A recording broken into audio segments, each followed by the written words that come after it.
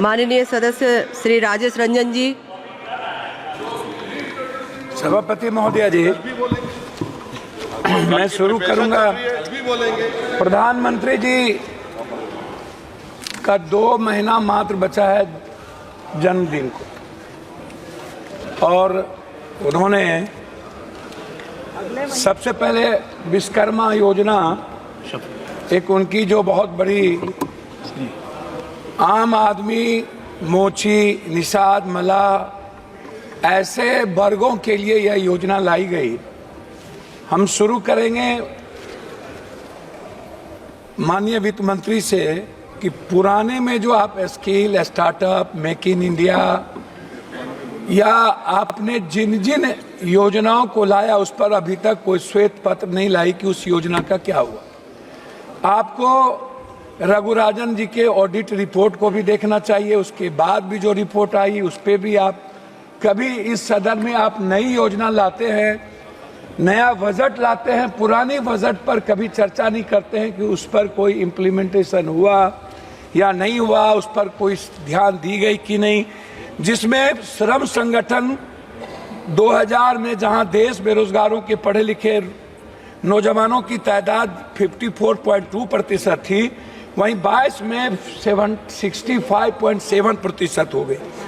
मेरा सीधा इस पे है कि जब आपने 13,000 करोड़ रुपया एक विश्वकर्मा योजना पर लाया, या जब आप कहते हैं कि मैं नौकरी के लिए 400 घराना, 400 बड़े कॉरपोरेट को मैंने कहा है कि आप बेरोजगार लड़कों को 5,000 अनुकंपा पर आप इसको इंटेंसिव दीजिए। मैं पूछना चाहूंगा ये इंटेंसिव कब मिलेगा, जब 40,000 लगभग कॉरपोरेट के पहले से उसके यहाँ काम करने वाले लोग हैं। तो 2 करोड़ की योजना में, 2 करोड़ की नौकरी में 25,000 एक कॉरपोरेट पर कहां से वो आएगा? ये जरा सा हमें बताएं, ये कौन सा झूठ वाली बात है बेरोजगारों के लिए। दूसरी चीज, रोजगार पर जब आप बात करते हैं तो इस देश में सबसे ज्यादा इंडस्ट्री किस पर है? वो है फूड प्रोसेसिंग पर, वो है पर्यटन पर, वो है टेक्सटाइल पर, बुनकर पर, वो है कालीन पे। टेक्सटाइल योजना पर इनका टैक्स कितना बड़ा, आप उसको देख लीजिए कि टेक्सटाइल पर इन्होंने कोई छूट नहीं दी, कोई टैक्सेस नहीं दिया और टैक्स को बढ़ा दिया। जब हम टेक्सटाइल को बढ़ावा नहीं देंगे तो रोजगार कहां से डेवलप होगा? तो जब हम फूड प्रोसेसिंग, जो सबसे ज्यादा यूपी, बिहार या जहां पर भी दलहन तेलहन, जब हम बात करते हैं मक्का की, मखान की, दूध प्रोडक्टिविटी की, उसके चीजों की, उस पर टैक्सेस को आप बढ़ाए हुए हैं। आप जो सबसे ज्यादा काम करने वाली 70-80% महिलाएं हैं, हमारी बेटियां हैं, उस पर आपके लिए कोई नई योजना नहीं है। आपने क्या किया? आपने जितनी बजट लाई है, आप सीधा का सीधा कॉर्पोरेट। लेकिन जब हम बात करते हैं जो आम आदमी से जुड़ा हुआ है, जिसको सब लोग कह रहे हैं, इवन मंत्री जी हमारे गडकरी साहब ने भी जो हेल्थ से जुड़े 18% GST की बात की। हम अस्पताल को फ्रीडम दे रहे हैं, लेकिन जो आम आदमी की दवाई है, उसका जो इक्विपमेंट है, अल्ट्रासाउंड है, CT स्कैन है, MRI है, या जांच का विषय है, उस पर हम बोझ डाल रहे हैं। तो आम आदमी को कहां से बेनिफिट मिलेगा? अभी सबसे बड़ी बात क्या है, बैंक की जब बात आती है सभापति महोदया, तो बैंक क्या करती है? हमारे यहाँ बिहार में 100-200 रुपया वाला गरीब लोग बाहर में काम करते हैं, वो बैंक को 100-200 रुपया, 1000 रुपया भेजता है। बैंक मिनिमम बैलेंस के लिए 1000, 5000, 7000 रुपया काट लेता है। अब आप बताइए, क्या आपने इसको रोकने का कोई प्रयास किया कि बैंक उस पैसे के, जो मिडिल क्लास और गरीब का पैसा है, जो बाहर से अपने माँ बाप को भेजता है, वो पैसा ना काटे? ये इस पर आपने कभी चर्चा की कि बैंक जिस तरीके से आज बैंक आपका बैंक आपको कितना पर लोन देता है? आपने बैंक को क्या बेनिफिट दी, या बैंक को आपने क्या कहा? जो बांग्लादेश में आज जो मोहम्मद यूनुस को वहां बनाने की मांग उठी, क्यों उठा? उसका कारण क्या था? उसके सबसे बड़े कारण थे कि उन्होंने बैंकिंग सेक्टर को आम लोगों के लिए उसके उसको लोन का, उसके ब्याज और उसकी सूद को कम किया। लेकिन क्या मिडिल क्लास कोई गरीब आदमी कर सकता है? हम आते हैं किसान पर, आपने किसान पर टैक्स नहीं बढ़ाया, लेकिन आपने क्या किया, 50 किलो खाद को आपने 45 किलो कर दिया, आपने 40 किलो कर दिया। मैं जानना चाहता हूं कि 45 किलो को 50 किलो को क्यों कम कर दिया। दूसरी चीज जो सबसे बड़ी बात है उसको मैं आपसे कहना चाहूंगा कि मैडम बार बार रोजगार की बात होती है, बार बार यूथ की बात होती है, एजुकेशन की बात होती है।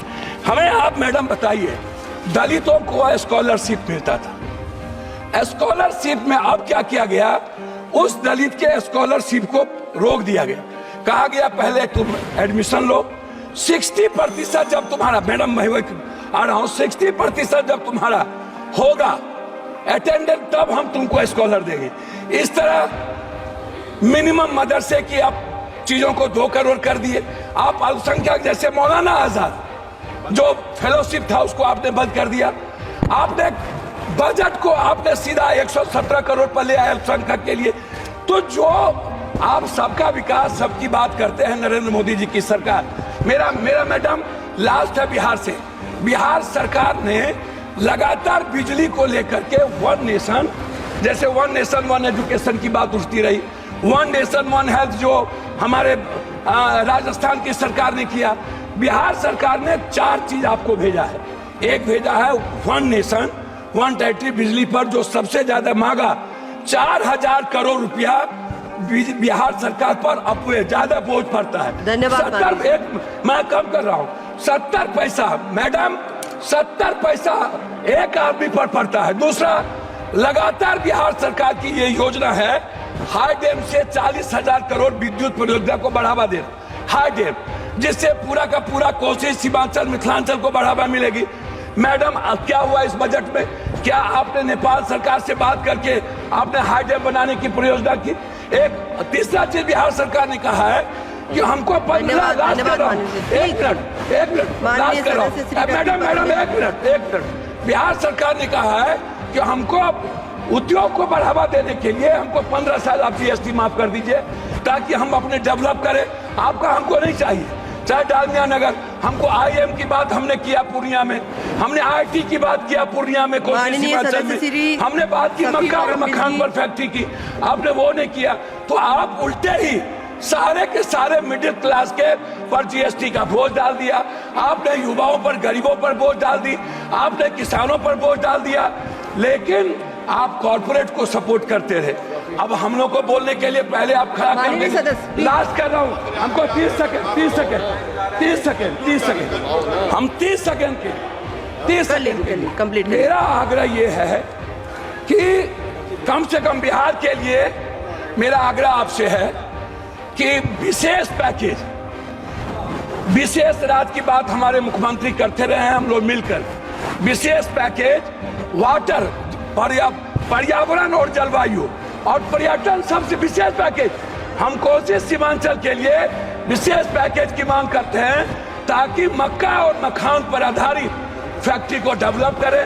हम अधिक से अधिक बिहार में हम एयरपोर्ट को डेवलप करें, इसके लिए आपकी कोई योजना नहीं है। बहुत बहुत धन्यवाद मैडम, बार बार